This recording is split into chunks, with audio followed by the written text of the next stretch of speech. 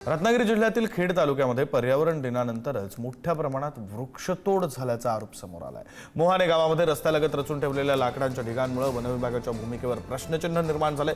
सुरुवातीला वृक्षतोडीस परवानगी नसल्याचं सांगणाऱ्या अधिकाऱ्यांनी काही तासातच आपली भूमिका बदलली आणि त्यामुळे संशय अधिक गडद झालाय।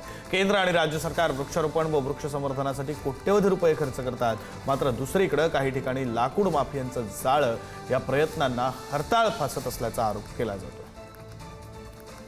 एका बाजूला हवामानाचं पूर्णपणे गणित हे बिघडताना दिसतं आणि त्याला प्रमुख कारण हवामान बदलामध्ये जी वृक्षतोड आहे ती असलेलं आपल्याला पाहायला मिळते आणि अतिशय धक्कादायक प्रकार आपल्याला या ठिकाणी रत्नागिरी जिल्ह्यात खेडमध्ये अनुभवायला येतो। माझ्या पाठीमागे तुम्ही बघताय की मोठ्या प्रमाणामध्ये या ठिकाणी वृक्षतोड झालेली आहे।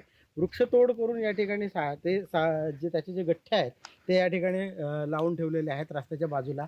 या संदर्भामध्ये सातत्याने पाठपुरावा केला जातोय की हवामान बदल हे या ठिकाणी मान्सूनच्या प्रमुख बदलांना कारणीभूत ठरत असतात। पावसाचं प्रमाण कमी होणं वृक्षतोडीचेच परिणाम हे असल्याचं या ठिकाणी तज्ज्ञांकडून सांगितलं जातंय। सातत्याने या ठिकाणी हवामानावर होणाऱ्या परिणामांमध्ये वृक्षतोड थांबवली गेली पाहिजे अशा प्रकारची मागणी या ठिकाणी होताना दिसते पर्यावरण प्रेमींकडून।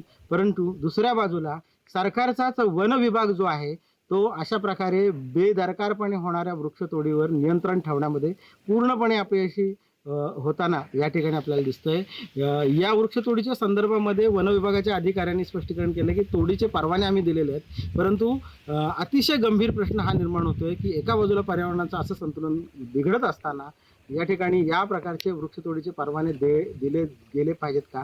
या प्रकरणाच्या पाठीमागे नक्की काय घडतंय, कोणतं या ठिकाणी अर्थचक्र तर चालत नाही ना, अशा प्रकारच्या गोष्टीचा शोध घेण्याची आता गरज आहे जे पर्यावरणाच्या आणि मानवाच्या मुळावर उठलेला आहे।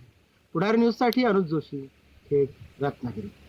मिळालेल्या तक्रारीनुसार किंवा कंप्लेंटनुसार आम्ही तो माल जप्त करून गुन्हे काम केलेलं आहे आणि भारतीय वन अधिनियम 1927 कलम 41(2) नुसार कारवाई आम्ही केलेली आहे। पुढील तपास सुरू आहे। साधारण किती साधारणतः जो माल आम्ही काउंट केला तर साधारणतः 100 एक झाडं सागाचे तोडून तो माल तयार केलेला आहे।